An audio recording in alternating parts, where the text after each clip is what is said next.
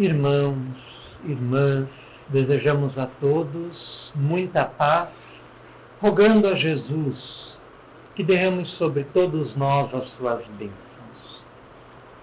Os ancestrais mais antigos dos seres humanos, que surgiram na Terra por volta de 4,4 milhões de anos, iniciaram uma grande saga, dando início à sua caminhada evolutiva na conquista do mundo e na conquista de si próprios. Segundo os estudiosos, esses primeiros seres humanos apareceram na África e de lá expandiram-se para a Ásia, para a Europa, posteriormente para as ilhas da Oceania e finalmente para a América, o último continente a ser povoado. E nesse esforço contínuo, o homem foi esforçando-se por conhecer o espaço em que vive e também foi esforçando-se por dominá-lo, por subjugá-lo, por controlá-lo ao seu talante, à sua vontade. E esse processo vem se desenvolvendo ao longo da história até os dias atuais, em que, insatisfeito com as primícias e benesses que o homem tem à sua disposição na Terra, tem penetrado nas profundezas abissais dos oceanos, tem vasculhado os confins do sistema solar e tem inclusive enviado sondas interplanetárias para além dos limites do nosso sistema planetário. E este homem, que desde a sua origem sobre a Terra tem pelejado tanto, se esforçado tanto em conhecer o mundo em que habita e em romper espaços cada vez maiores, tem se descuidado ao longo da sua trajetória de si mesmo. E isto constitui um grande paradoxo, um dos maiores problemas da atualidade, uma vez que o ser humano conhece o meio em que vive, conhece com bastante precisão o seu planeta, conhece inúmeros detalhes sobre o sistema solar, a Via Láctea e outras galáxias que povoam o universo, mas não conhece a si próprio. Joseph Banks Heim, pesquisador e criador da ciência parapsicológica em meados da década de 30, ao acentuar as suas pesquisas e estudos, chegou a uma conclusão fantástica, a de que a nossa mente não constitui algo físico, como o cérebro, no entendimento geral dos médicos, dos neurologistas e dos psiquiatras. A mente é algo não físico. E este mesmo estudioso disse que, em plena era em que se penetrava na intimidade do átomo para de lá extrair a energia que pode ser utilizada tanto para fins positivos quanto para negativos, como as bombas atômicas, ele expressou-se da seguinte forma quanto a isso: é lamentável que hoje saibamos tanto sobre os átomos e sobre as moléculas e sobre as partículas e micropartículas que os constituem, que os fundamentam, e saibamos tão pouco acerca da nossa mente, da nossa consciência.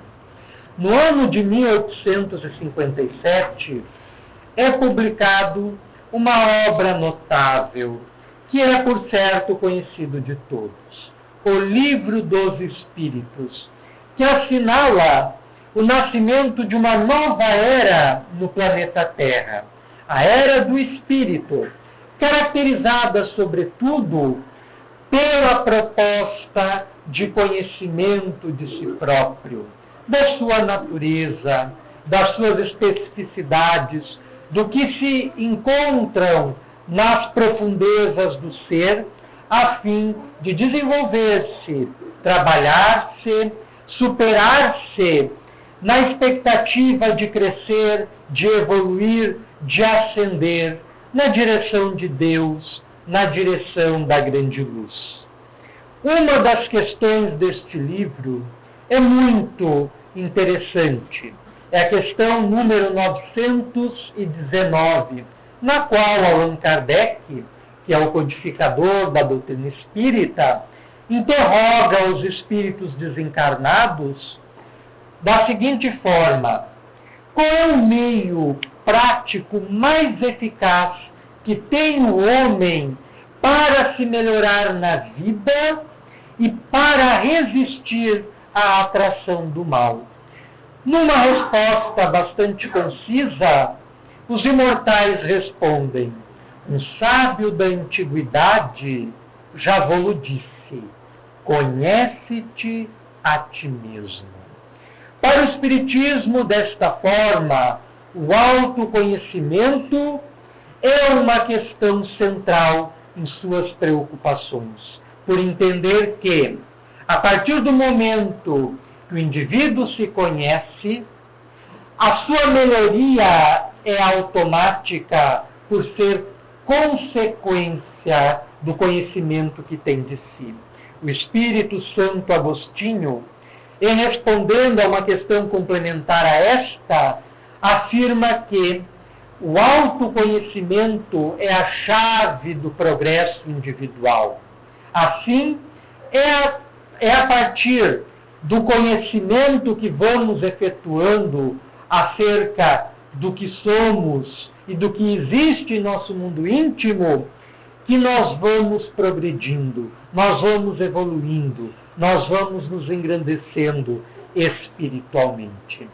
Esta expressão, homem, conhece-te a ti mesmo, estava esculpida num templo na antiga Grécia, que era o templo de Delfos, destinado ao deus Apolo, que pode ser considerado como um arquétipo para a sabedoria, para o conhecimento, para a intuição. Neste templo, pessoas do mundo inteiro, do mundo antigo de então, iam buscar, pelo processo de comunicação com as divindades, hoje nós sabemos espíritos desencarnados, através de médiuns que eram intituladas de pitonisas, respostas, consolos, soluções para as mais diversas problemáticas que as afligiam. Mas é curioso notar que, sobre o pórtico deste templo, antes da pessoa ir ao reduto onde iria travar contato com os oráculos para receber as respostas que buscavam, estava lá o objeto da sua procura, naquelas simples inscrições: homem, conhece-te a ti mesmo. As pessoas iam buscar as respostas no mundo espiritual, nas divindades de então, desconhecedoras de que estas respostas encontravam-se, todas elas, sem exceção, no seu mundo íntimo. A mesma inscrição deveríamos colocar em todas as casas espíritas e espiritualistas do planeta: homem, conhece-te a ti mesmo.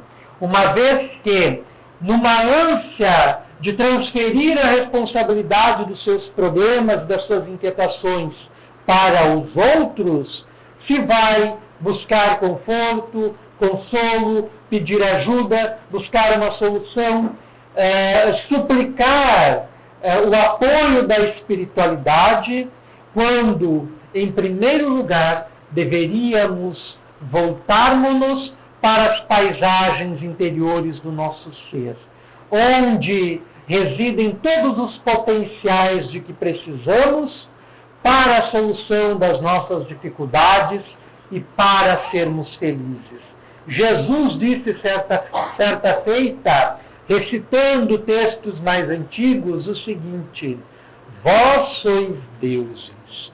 Tudo quanto eu fiz, podereis fazer de forma equivalente e muito mais. Então nós, em nosso íntimo, dispomos de tudo o que é necessário para crescermos, para evoluirmos, para ascendermos. Os problemas que enfrentamos são atraídos pelas necessidades interiores que possuímos de crescer. Cada dificuldade, cada problema, cada doença, cada enfermidade, cada inquietação, cada incomodação guardam relação direta com as inquietações de ordem íntima, psicológica, consciencial. Hoje está muito em voga a obra O Segredo, tanto o livro quanto o documentário homônimo, de mesmo nome, que em linhas gerais fala da lei da atração, que tudo aquilo que nós pensamos e sentimos acaba sendo atraído para os nossos espíritos. E esta lei da atração, ela assinala também para as necessidades interiores que temos dentro de nós. Porque cada problema, cada dificuldade, cada circunstância que nos sucede em nossa existência guarda uma finalidade por trás. Mas surge a questão: como fazer o autoconhecimento?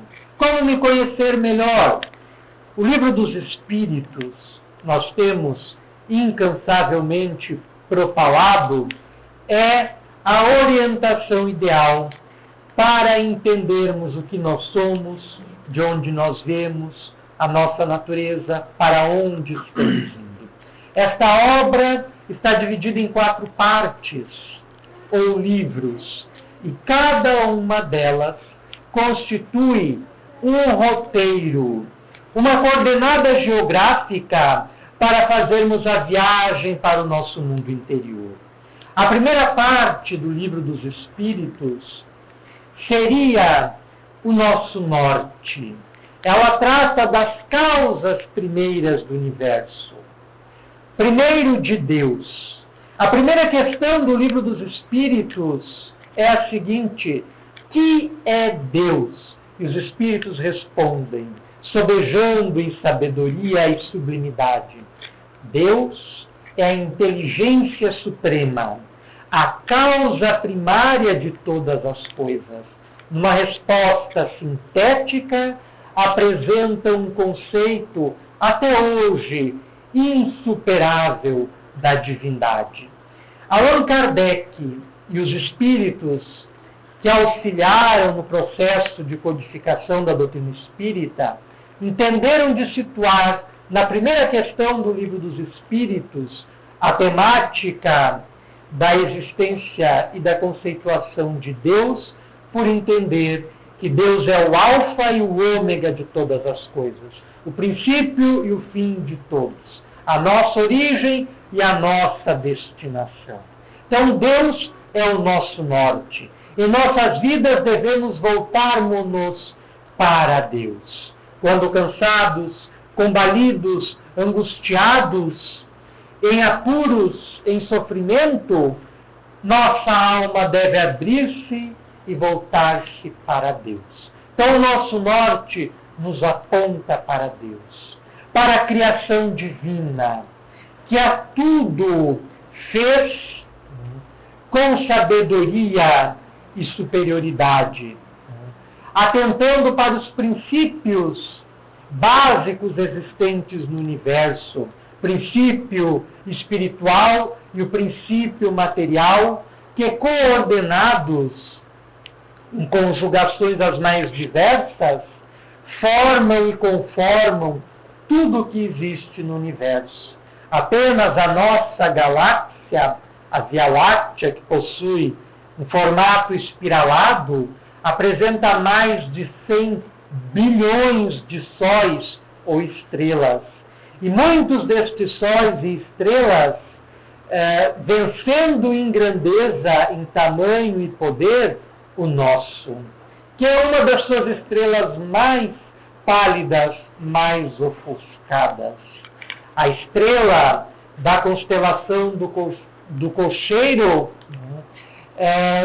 são, dentre as que existem no nosso sistema planetário, as mais brilhantes e de tamanho maior.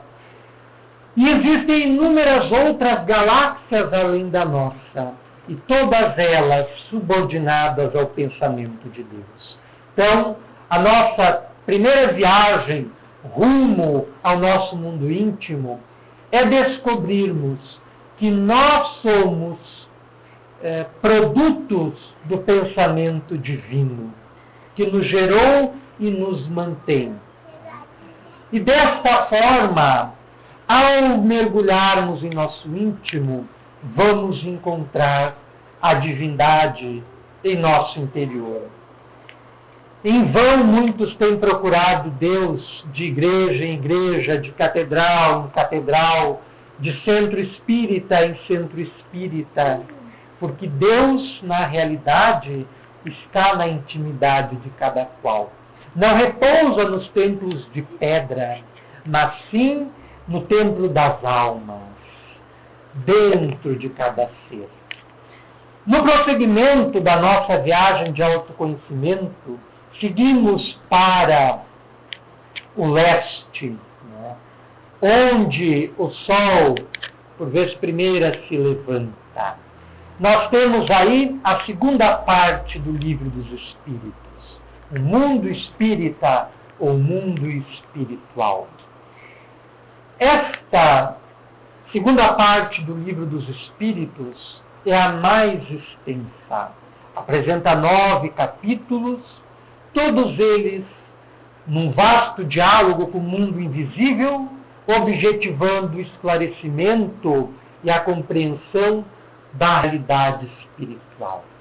Então nos esclarece que somos espíritos imortais, que esta não é a primeira vez que estamos na Terra, que fazemos parte de uma realidade muito maior, que aqueles que foram objeto de nossa estima, apreço e amor na Terra e já morreram, na verdade continuam mais vivos do que nós, vibrando em outras dimensões existenciais e nos acompanhando muitas vezes de perto com seus estímulos, as suas orientações, as suas intuições, promovendo o nosso bem. Então, a segunda parte do Livro dos Espíritos nos traz o conhecimento da imortalidade do ser, da reencarnação, da pluralidade de mundos habitados, da intervenção dos espíritos no mundo corporal, nos traz o esclarecimento de uma das doutrinas mais antigas que existem na face da Terra, que é a dos anjos guardiães, nos clarificando que cada um de nós possui um ser superior que já concluiu a sua jornada evolutiva e que nos segue de perto, nos tutelando a nossa caminhada sobre a Terra e nos auxiliando nas aprendizagens que devemos fazer ao longo das inúmeras existências que todos nós possuímos. Então, nesta viagem para o leste, em que divisamos a luz do sol nascente, em que nos deparamos com as claridades do mundo espiritual, nós temos ensejo de compreender a nossa essência, o nosso mundo interior, e saber que muitos dos nossos conflitos, dos nossos dramas, dos nossos traumas, das nossas dificuldades de hoje, guardam a sua origem em experiências fracassadas ou malogradas de vidas passadas, de vidas anteriores. Inúmeros psicólogos e psiquiatras, como o Dr. Brian Weiss, nos Estados Unidos, ou o médico pediátrico porto-alegrense, Dr. Mauro Quitico, têm se debruçado sobre experiências de regressão de memória, de terapias de vidas passadas, a fim de auxiliar as pessoas a compreender-se a si próprio, solucionando os seus dramas que vêm se repetindo, às vezes, há muitas e muitas existências, encarnações. Com isto, vamos para o oeste, para a região onde o sol se põe. No Antigo Egito, que estava dividido pela passagem do rio Nilo, aquela civilização que é talvez a que mais conhecimentos reuniu sobre a imortalidade do ser e que podem ser facilmente vislumbradas numa obra específica, que é o Livro dos Mortos, que presidiam todos os seus rituais durante o processo da morte, em que envolviam, através da prática da mumificação, sobretudo os seus reis, os seus faraós. Eles construíram no lado oeste do Nilo, no lado onde o sol se punha, as famosas pirâmides. E estas, é sabido de todos, entre outras coisas, servia como depósito para os corpos dos faraós, mas na expectativa certeira de que ressuscitariam, de que ressurgiriam, porque eram conhecedores da realidade espiritual. Possuíam conhecimentos que ultrapassam muito os conhecimentos que temos na atualidade sobre a nossa interioridade, sobre a nossa essência. E eles assim o faziam, depositavam seus mortos na margem oeste do rio Nilo, por acreditarem que, da mesma forma como o sol se punha para retornar no dia seguinte, os mortos, na verdade, não morriam, mas ressurgiam numa vida melhorada e de dimensões e percepções ampliadas, que é a vida espiritual. E aí nós vamos para a terceira parte do Livro dos Espíritos, que é a parte que trata das leis morais, das leis que regem o universo, sendo estatuídas pelo Criador, a fim de existir harmonia, ordem e perfeição em tudo o que existe. Estas leis morais se encontram dentro de nós mesmos. Allan Kardec pergunta na questão 621 do Livro dos Espíritos: onde estão escritas as leis de Deus? E os Espíritos respondem: na consciência. Então Deus, ao nos criar, estatuiu, depositou em nosso ser os programas necessários à nossa elevação, ao nosso crescimento, colocando lá as leis necessárias para reger e controlar todo este processo. De modo que repetimos enfaticamente que tudo o que necessitamos encontra-se em nosso íntimo. Então, na nossa viagem rumo ao oeste, nós vamos nos debruçar em nosso íntimo com os princípios que regem tanto o cosmo exterior quanto o cosmo interior, tanto o mundo de fora quanto o mundo de dentro. E nós precisamos passar a nos voltarmos cada vez mais ao nosso mundo íntimo, aos horizontes internos da nossa alma, a fim de compreendermos os enigmas da vida e da morte, os enigmas de todo o universo. Porque as respostas estão em nós, não estão em fulano, em Beltrano, em Cicrano. As respostas estão em nós.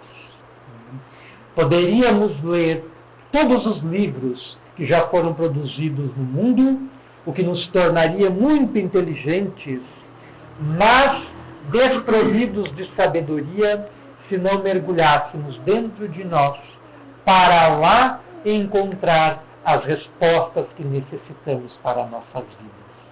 E assim rumamos para o sul, que é para onde as aves de características migratórias voejam nos tempos invernis em busca dos climas tropicais. E é quando nós localizamos a quarta e última parte do Livro dos Espíritos, das esperanças e consolações, tanto da vida presente quanto da vida futura. Nesta última parte do Livro dos Espíritos, os Espíritos apresentam em primeira plana a questão da felicidade, que se encontra relativizada, o que equivale dizer que cada um é feliz em face das condições existenciais nas quais se encontra.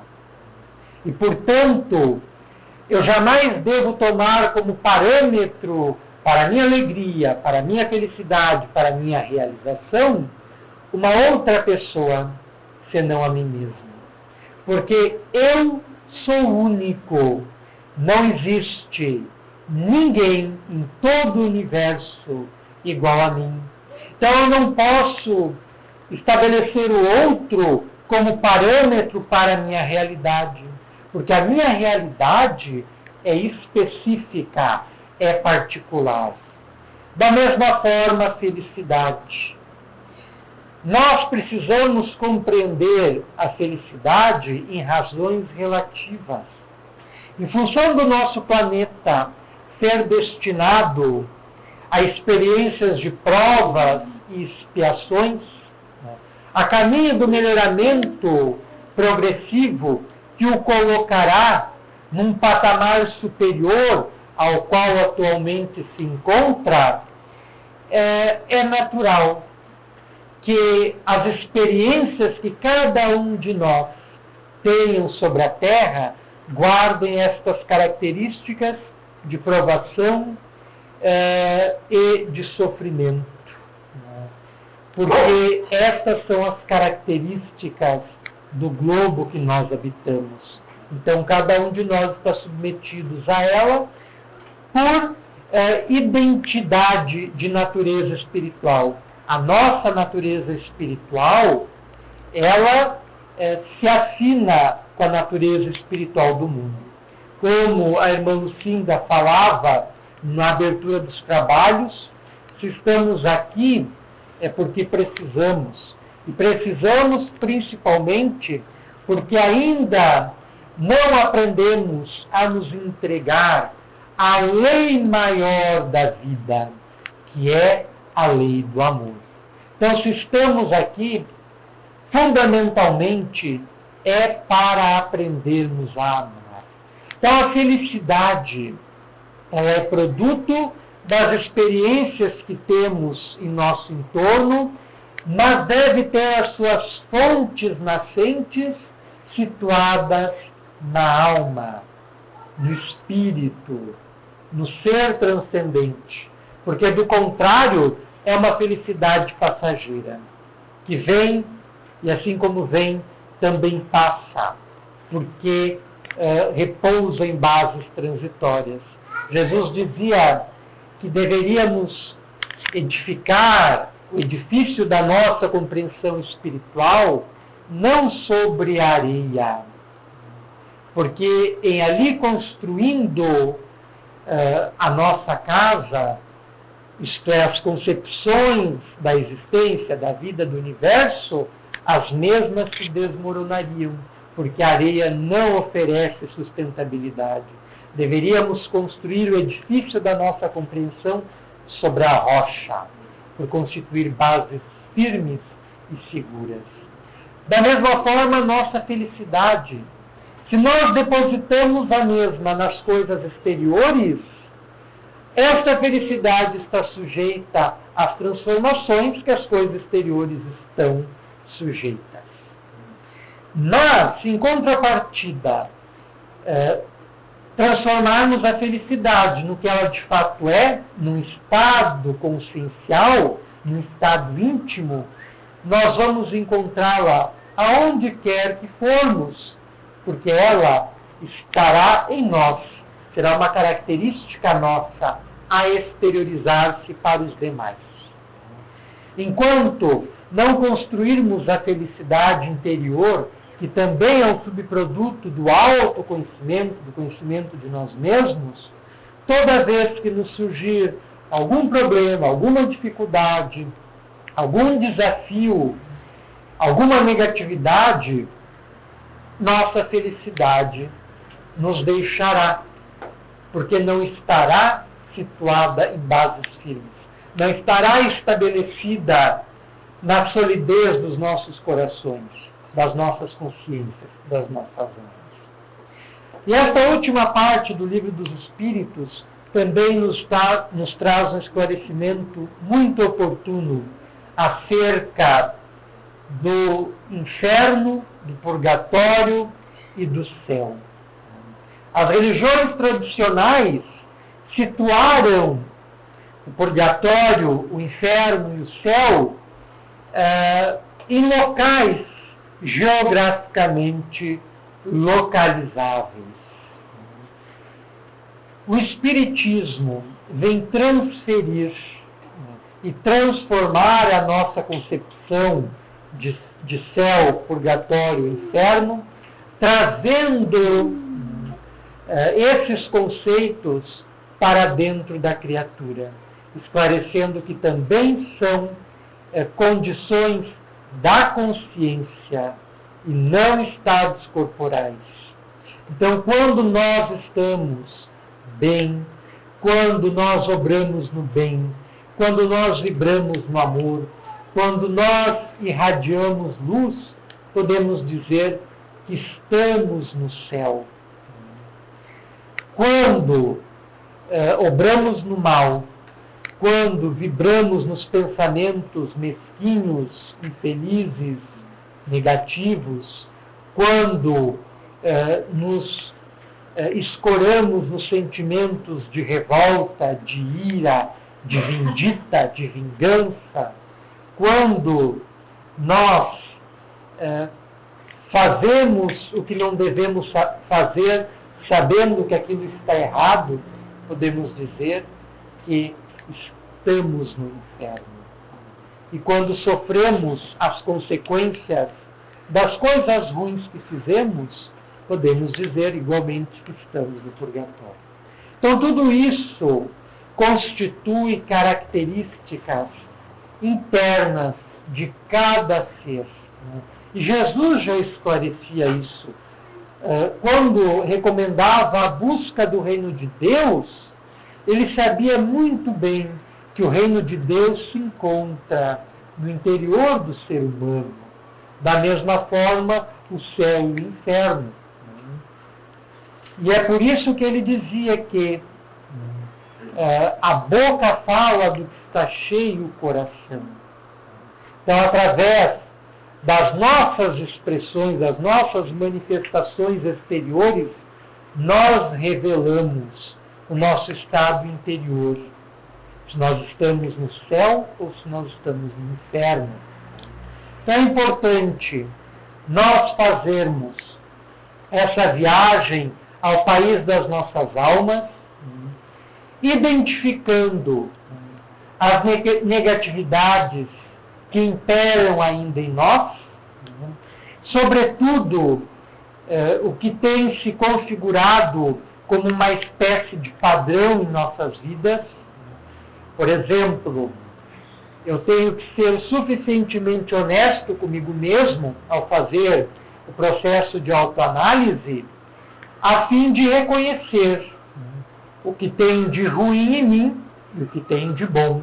Então, ao identificar uma característica que eu julgo ruim, por exemplo, a irritabilidade, eu me irrito com muita facilidade, ao ser honesto suficientemente comigo mesmo, ao descobrir essa característica que está em mim, a partir do momento que eu a reconhecer, que eu tomar conhecimento dela, eu vou passar a trabalhá-la.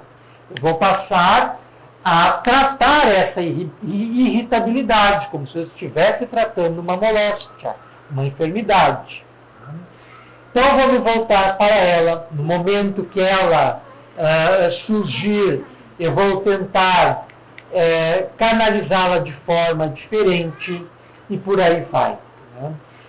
E se eu fizer, por exemplo, uma regressão, eu vou me dar conta que essa irritabilidade já me acompanha 2, 3, 4, 5 ou 6 existências. E eu não consegui me libertar dela, e ela constitui um padrão que se verifica em cada vida, porque dela não consegui me libertar. E eu estou aqui neste plano justamente para modificar essa característica que eu possuo e que não é saudável, não é positiva para mim. Se eu volto para a espiritualidade sem trabalhar essa irritabilidade, eu volto para lá do mesmo jeito que de lá eu vim para cá, sem evoluir, sem crescer, sem me transformar. Nós estamos aqui justamente para nos autoconhecermos e, consequentemente, nos autotransformarmos, objetivando estados de felicidade, de paz, de bem-estar, de perfeição cada vez maiores. Se eu desencarno da mesma forma que eu reencarnei, a existência foi perdida, como muitas das vidas que nós tivemos sobre a Terra já o foram. Então é importante nos conscientizarmos disso. Que viemos para cá com uma missão específica, que é conhecer o que nós somos, as nossas características e melhorá-las, transformá-las, sublimá-las. Então é muito importante que passemos a refletir sobre isso e buscar no nosso dia a dia o nosso melhoramento interior e exterior, que se dá através das relações que mantemos com aqueles que conosco convivem. Quando geralmente eu toco com uma determinada pessoa das minhas relações e ela repetidamente manifesta uma característica que eu não gosto, alto lá, atenção. Muitas vezes o mundo exterior, as outras pessoas, servem de espelho ao nosso mundo interior. Assim, muitas vezes, aquelas características negativas que não gostamos, que nos desagrada, e que estamos apontando para os outros, elas estão apontando para nós. Então, se eu acredito que determinada pessoa é maledicente, fofoqueira, etc., eu tenho que me analisar para ver se muitas vezes eu não me comporto da mesma forma.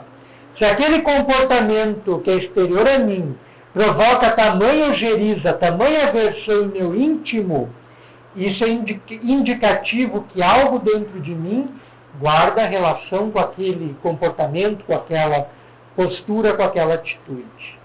Então, o mundo exterior também é reflexo para o nosso mundo interior e nos ajuda a nos descobrirmos e a nos conhecermos melhor. E nós estamos, repetimos aqui neste plano existencial, justamente para realizar essas duas tarefas. A primeira, a do autoconhecimento. A segunda, que é consequência direta desta, a da autotransformação. Se conseguirmos cumprir com esta tarefa dúplice, certamente nós retornaremos ao mundo espiritual melhores do que de lá saímos para que estás. E isto é de fundamental importância ao nosso entendimento, à nossa compreensão. O que nos favorece é a nossa inclinação para as questões espirituais. Todos nós que aqui nos encontramos, talvez não pela vez primeira, constitui um indício de desenvolvimento interior, por estarmos manifestando interesse pelas coisas da alma, pelas coisas do ser transcendente, o que nos facilita as atividades, as missões que nos competem de nos conhecermos e de nos melhorarmos cada vez mais. Nós gostaríamos de agradecer a atenção de todos e de rogar a Jesus, o mestre de todos os mestres, que nos auxilie neste processo de busca interior, de autoconhecimento e de autotransformação, guiando os nossos passos sobre a terra e nos conduzindo à felicidade que desejamos, à paz que buscamos e ao bem-estar pelo qual todos anelamos. Muito obrigado.